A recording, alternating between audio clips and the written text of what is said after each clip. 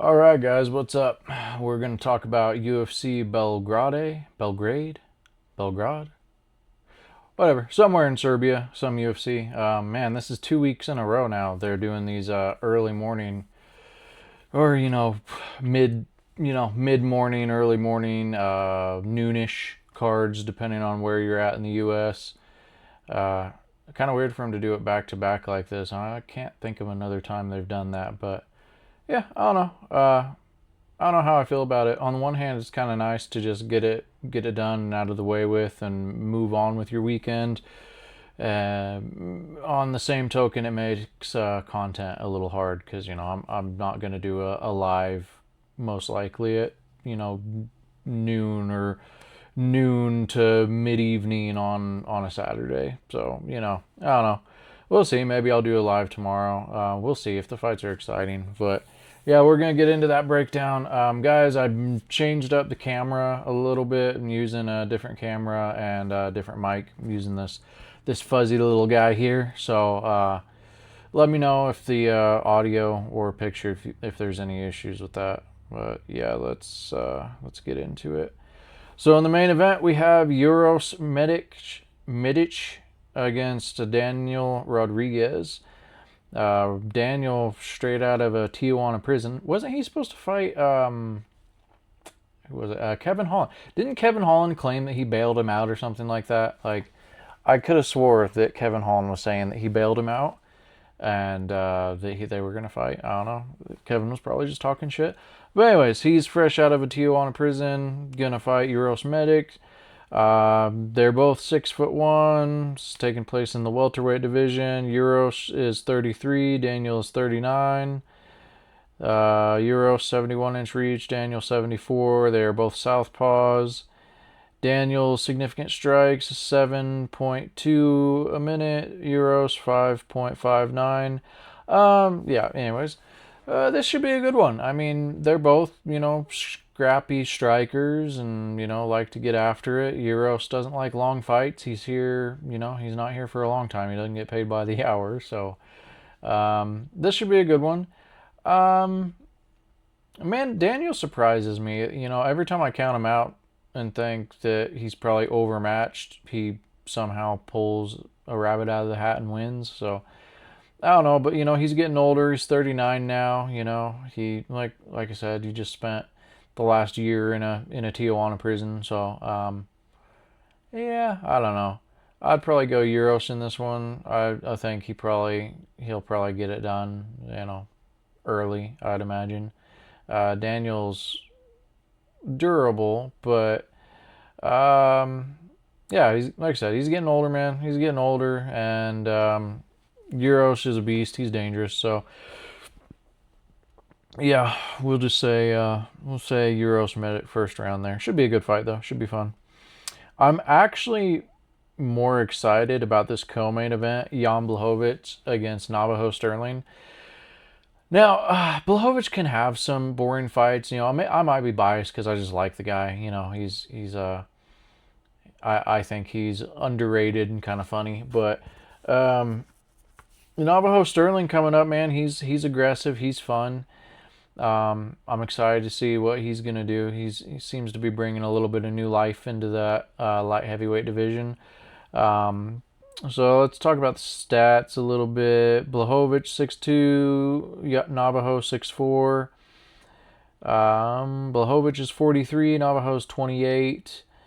Similar reach, blah blah blah. So, this one comes down to, does Blachowicz do what he does and just be a wily veteran and bring Navajo to deep waters and eke out a decision? Or, is Blachowicz finally going to really start falling off and acting his age? And is Navajo going to upset? Well, I wouldn't say upset. I imagine Navajo's probably a favorite. I haven't looked at the odds. But yeah, this should be fun though. Like I said, I like Blachowicz, so your mileage may vary, but Navajo has been fun to watch too coming up. So I think this will be a good one. I think that Blachowicz is probably going to do what he does, be crafty, try to slow it down, try to make Navajo fight at his pace. Ultimately, Navajo will probably get him, but you never know. Blachowicz is crafty. He is, he's got that Polish power, and he's a big fan of the Witcher series. So that alone means that he should just win every fight, honestly. So that's my one little nerd rant. I do like the Witcher. So, but no, it should be a fun fight. Should be good. Yeah, give me Blachowicz. Yeah, Blachowicz ekes out a decision. Blachowicz does Blachowicz things, and here's what's gonna happen. Blachowicz is gonna just eke out another win. What's his name? The guy who fought last week and in such a boring fight that I wish I could wash it from my brain. What is the guy's name? This is how boring this guy is, because he's a serious contender at light heavyweight, and I've literally just tried to erase his name because every fight is so fucking boring.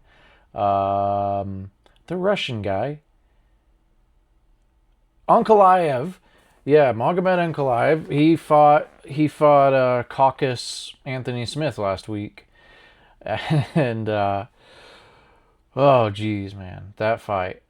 I mean, I didn't do any videos, I probably should have put out, a reaction video after that card, but it was so depressing. That guy just is allergic to putting on exciting fights. He could have pushed, he could have went for a finish, he could have fought. I mean, Guskov wasn't even fighting, was basically just running, confused, didn't know what to do. I don't know what the fuck was wrong with him. But then Ankalaev, I mean, the ref literally, and I think who said this? Somebody said this. I heard this somewhere, so this isn't my own thought. But somebody said that was the first fight in UFC history to be stopped by referee boredom.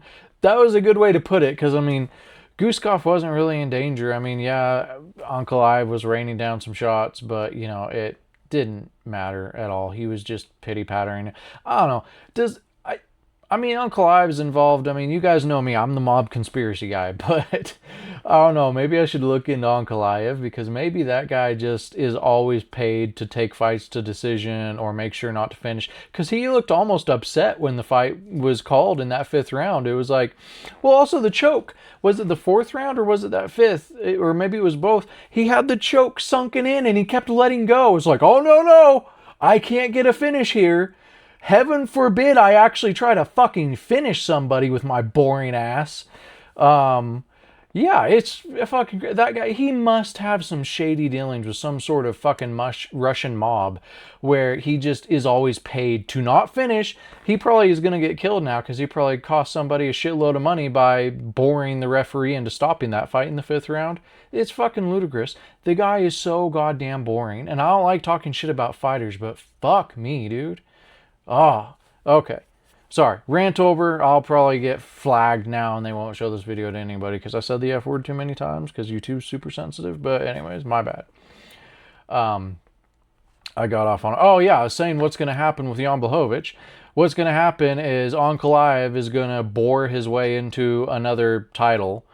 And then they're probably going to do another Ankalaev rematch where they both bore each other to death for 5 rounds and Blachowicz wins but gets robbed and it's a draw, or, I don't know. Bottom line, I like Blachowicz. He's cool. Ankalaev should be cut. What was Dean Thomas said we should just trade Ankalaev for Dakota Ditcheva. I am in full support of that. That would be awesome. Let's get rid of him. We don't need him anymore. And also, like, regarding that card last week, too, man, another reason, it was just all Russian wrestle fighters. I mean, there was a couple exciting fights. But, I mean, what happened to the UFC saying that they're done just filling the roster with nothing but Dagestani guys, and then they just keep bringing more Dagestani guys? I don't know.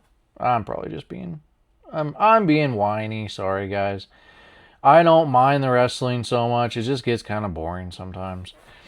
But anyways, moving on.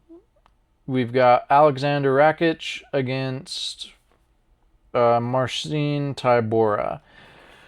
Rakic 6'4", Tybura 6'3", Rakic 34, Tybura 4. Oh, wow, I didn't realize Tybura was getting that old. He's 40. Tybura's reach 78, also Rakic 78, blah, blah, blah. You get it. Tybura is another one of those guys that's just a crafty veteran, man. He figures it out and brings guys to deep waters, but he's getting older. and he hasn't looked as good lately. Yeah, give me Rakic on this one. This is his heavyweight debut, I think. Rakic is a big boy. It's probably good that he moved up to heavyweight. That dude is enormous. So, yeah. Rakic probably wins this one. He's not like a huge finisher, so he probably just kind of, decision gets this one. I don't know. Something like that. Okay, moving on. We've got Dusko Todorovic against Robert Valentin. I thought Dusko got cut. Am I imagining that? Wasn't he on like a losing streak? Let's check this out. Yeah, well, I guess he won his last one against Jay Medina. But yeah, then he had lost 3 in a row before that. He'd lost to Chris Duncan, to Abdul Malik, and to Zachary Reese. So I guess he never got cut, but yeah, he had lost 3 in a row before getting another win finally. What can we say? I'm not familiar with Robert Valentin. Who's Robert Valentin? Let me see if I can jog my memory on this fella. He's from Switzerland. Oh, he also sucks. He also won his last, but had lost 3 in a row before that. Okay.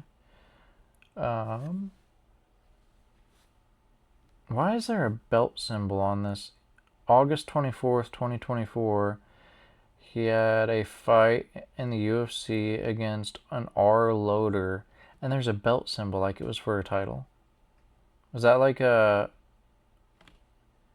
That wouldn't have been for a title. Like, the dude has never sniffed a title fight.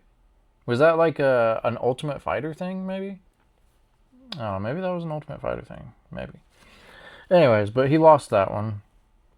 And then he lost to T. Finney, and then he lost to Gautier. But then he won against LeBlanc. Joe LeBlanc. Joey. I'm just kidding. Jay LeBlanc, apparently. What are you doing?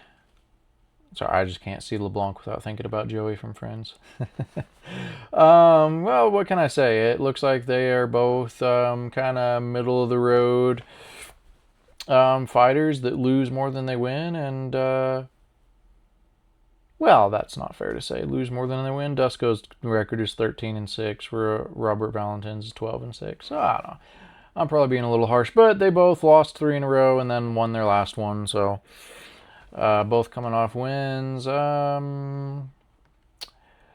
Yeah, this one will just be whatever. Oh, I'm guessing that the dude from Switzerland, Valentin, is a wrestler because his significant strikes landed per minute are downright anemic. 1.3. Well, his takedown average is also anemic.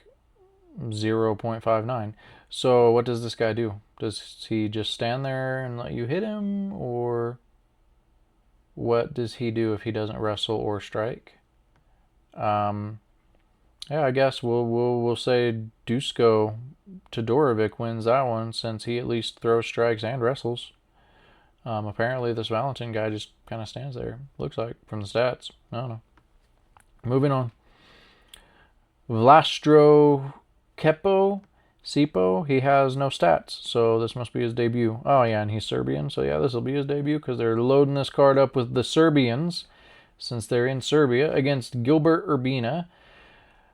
Urbina, didn't he used to be fat? Wasn't he at like heavyweight or something? He's 7-5, so he's not good. The Serbian guy's 14-3, but he's probably been fighting cans his whole career.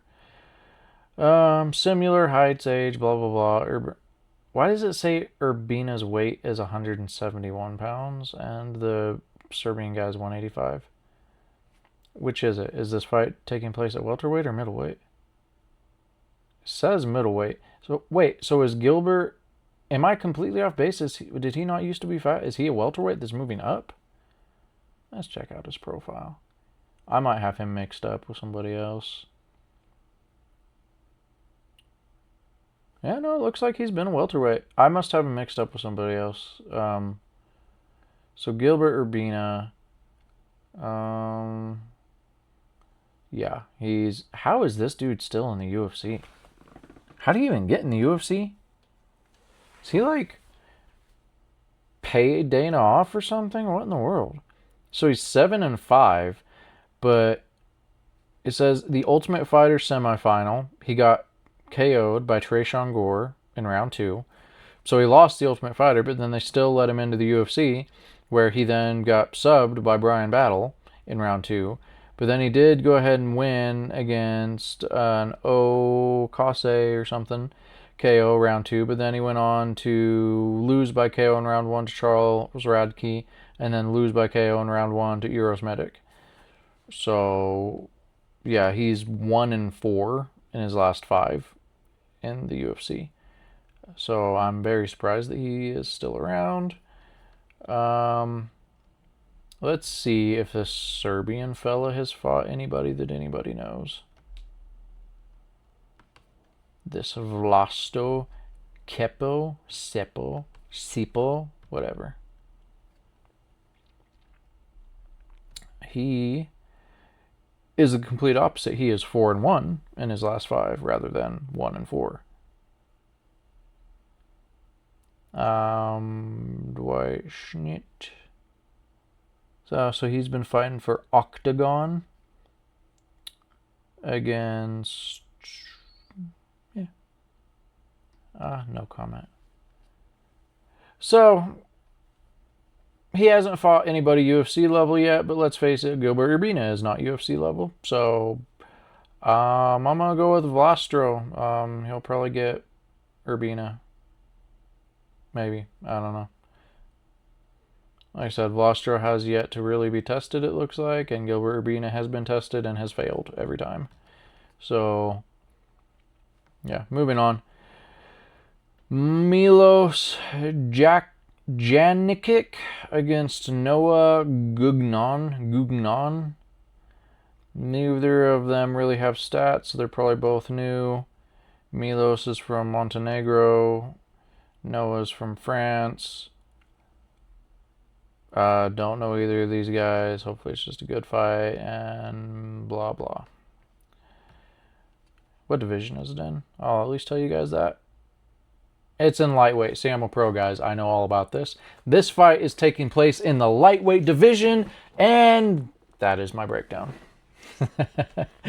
Moving on, we've got Ludovic Klein against Tofik Musayev.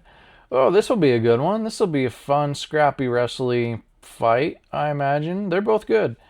I thought they'd fought before. Didn't they fight before? I could have swore they fought before. No? Maybe not. Here's Tofik Musayev's last few fights. This will only be his 3rd fight in the UFC. So he lost his UFC debut against Mektebek Orobay.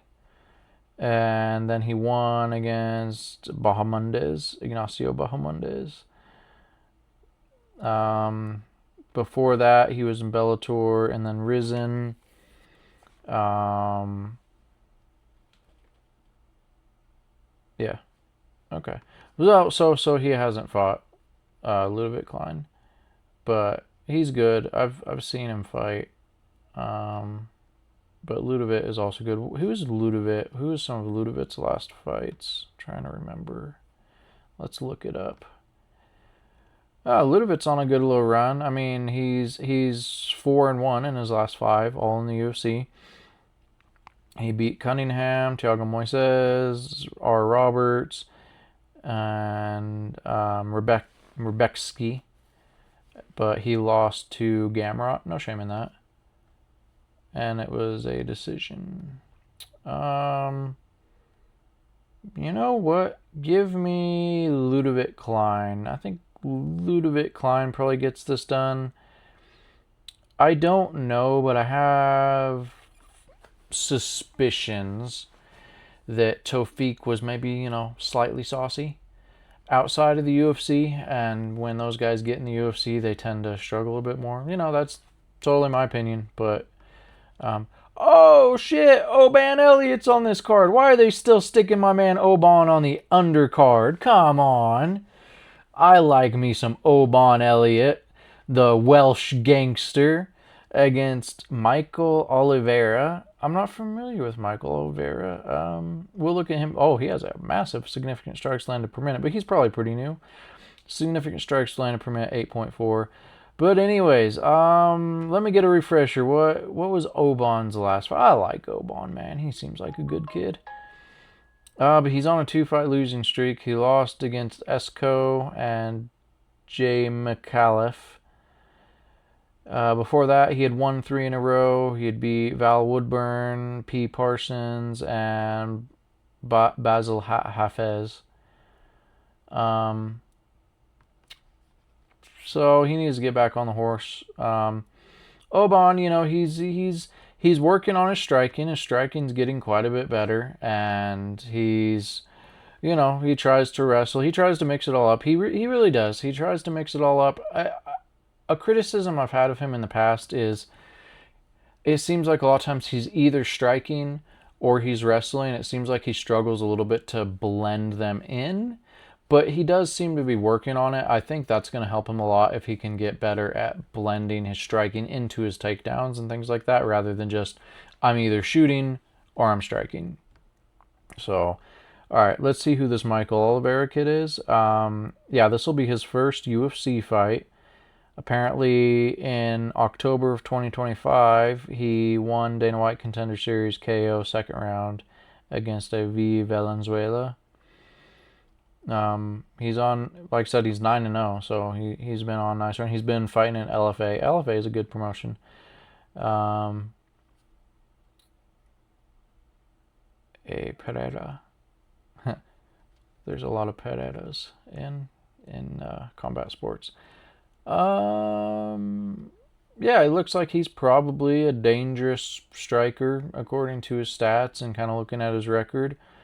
Probably a tough fight for Oban, but Oban's definitely got a lot more high-level experience, I'd say. Well, maybe. Yeah, a little bit more. I wouldn't say a lot more, but a little bit more. But hey, you know, I like Oban. Let's go for Oban. Let's go for the Welsh gangster. Hopefully Oban gets it done. Should be a good fight, though. Oban's never in a boring fight, I don't think, anyways. So, should be good. Moving on, we have another, looks like probably Serbian making his debut against a Russian. So we got Borislav Nikolic, the Serbian, against Mark Vologdin. That is at bantamweight. I'm not familiar with either guy. I think maybe I've seen Mark Vologdin fight. Oh, yeah, he's 5'3". He stands out because he's like one of 5 dudes in the world that's actually that short. Because also, if they say he's 5'3" on here, you know he's actually like 5 foot, 5'1", something like that. So he's just like a little tank. yeah, I recognize him. I've seen him. So his last few fights, yeah, he's pretty new too. He's only had 2 in the UFC. One was a loss, one was a draw.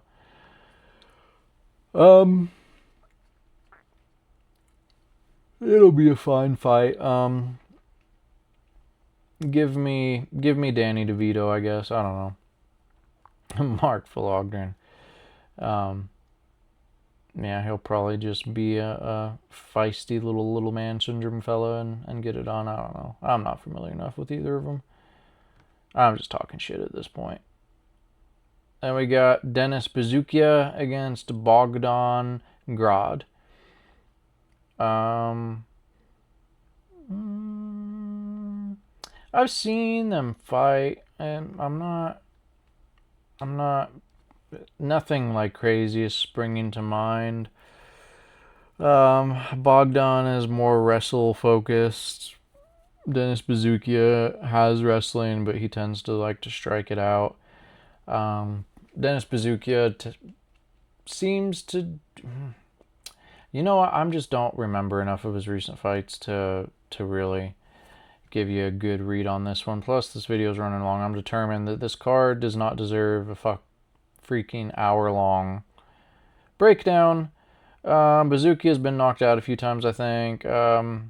Bogdan is Bogdan Grad. I don't know. Give me... Dennis Buzukja is only 28? Jeez. I thought he was way older than that. I don't know. Give me Dennis Buzukja. We'll say he gets it done. And we have Mateusz Rebecki against Kyle Prepolec. Kyle's exciting-ish. Rebecki is Rebecki-ish. They're both fighters-ish. And that is my professional breakdown. It'll be a fight. They will throw punches.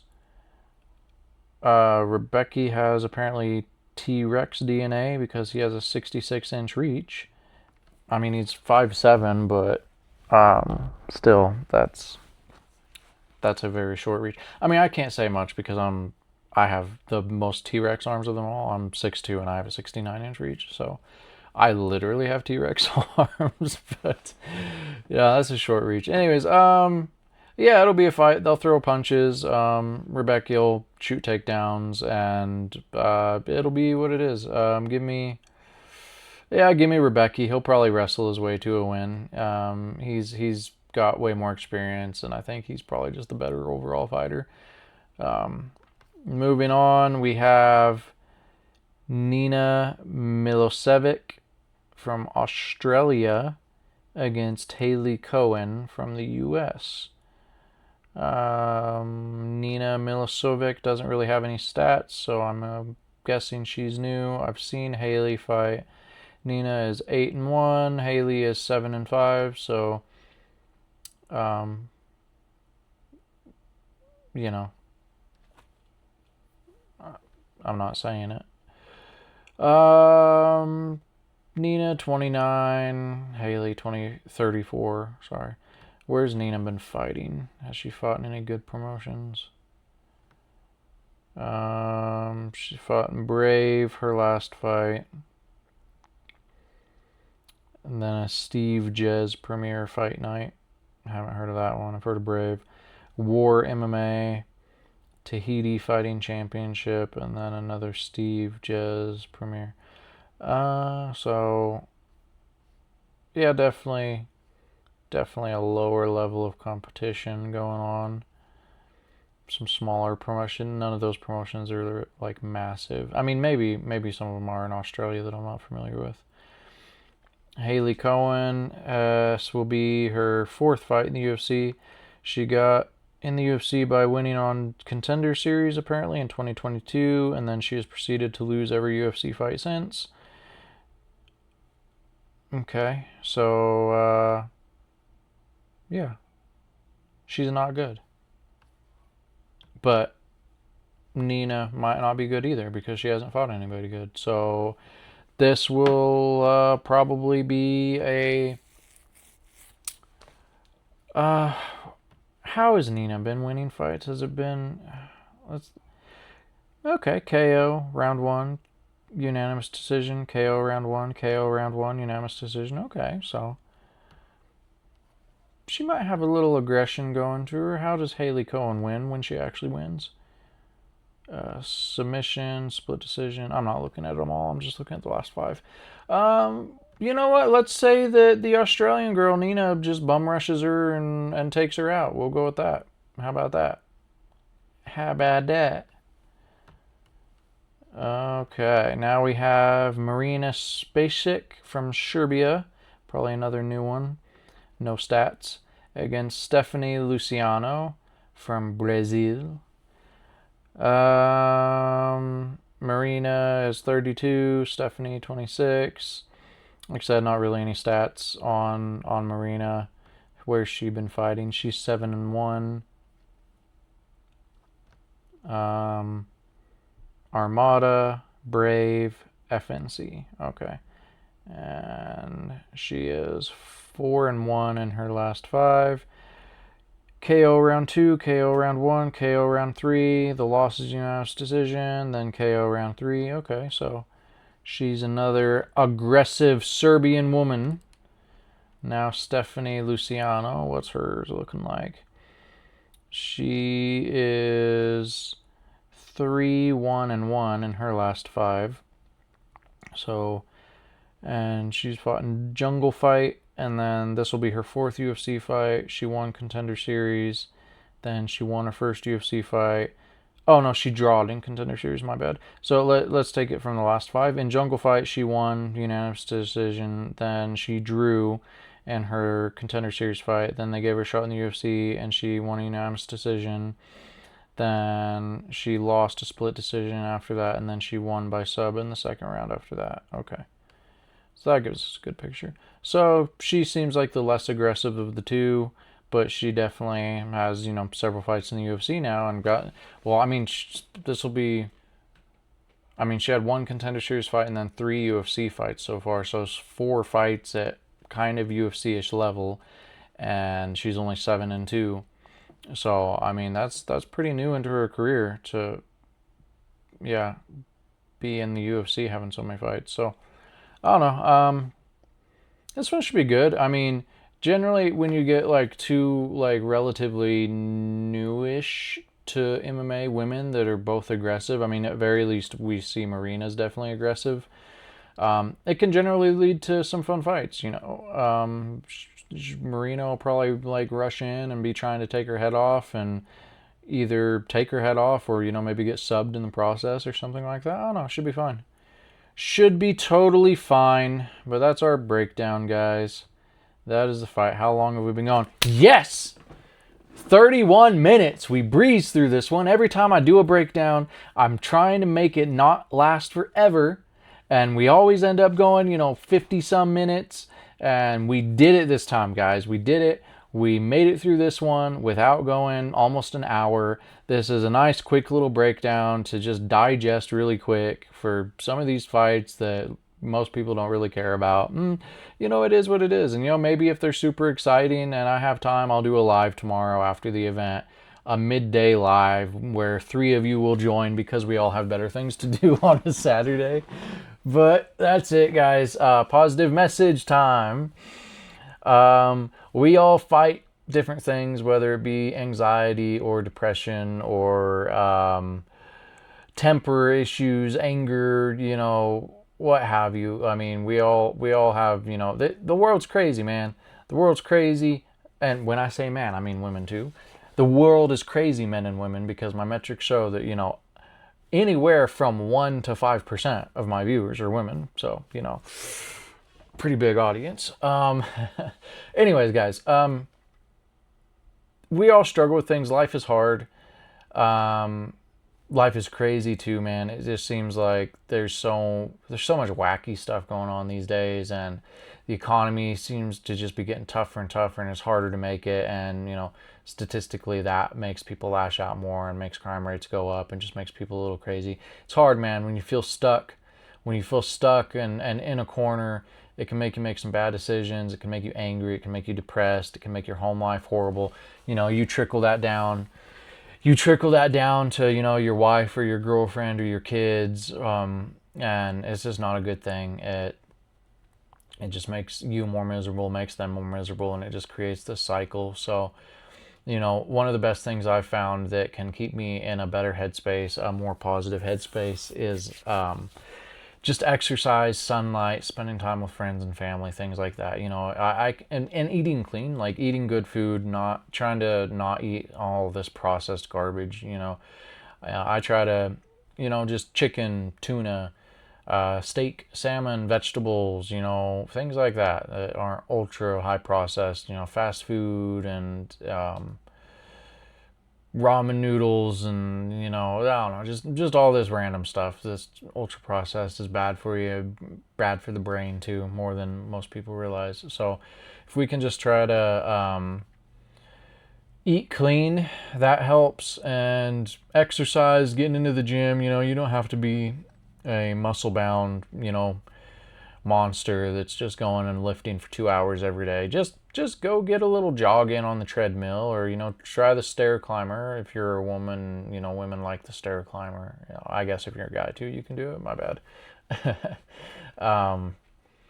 But lift a little bit of weights. Lift light if you want. Do many reps light if you're not into lifting heavier. I like to do 3 sets of 8 You know, that's not crazy weight.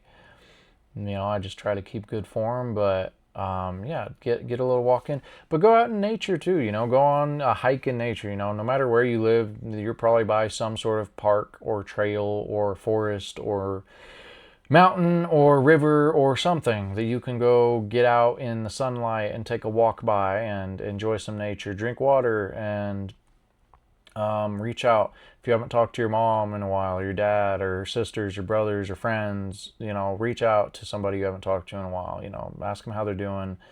You know, let them know you still thinking about them, you still care, because that can affect them. It'll affect you. Spread some positivity. Go make new friends. You know, if you don't have enough friends, go make new friends. Go play tennis at a tennis court and ask somebody if you can join them, or you know, go to a library or go to a coffee bar. Or, you know, if you're inclined, you like the nightlife scene, go to an actual bar, you know, just rather than going alone. If you go, sit down next to somebody, you know, don't be a creep or anything. I'm not saying just go hit on only women, you know, talk to the guy next to you if you're another guy, but, you know, talk to the cute girl, whatever, offer to buy her a drink. Just be friendly, man. Just, that's, you know, what I like to do sometimes if I'm feeling like I haven't been social enough, because like I said, we all struggle, you know, sometimes I don't go do anything social for quite some time and I feel it start to affect me, like, man, I gotta go do social. So a fun game I like to do sometimes is I'll just go to a random, you know, bar alone, and I'll just decide, I'll just like make it my mission, like, how many people can I befriend in here tonight? Like, I'm not going to just go hit on the cute girl or whatever. I go sit down, and everybody, man, woman, old, young, doesn't matter.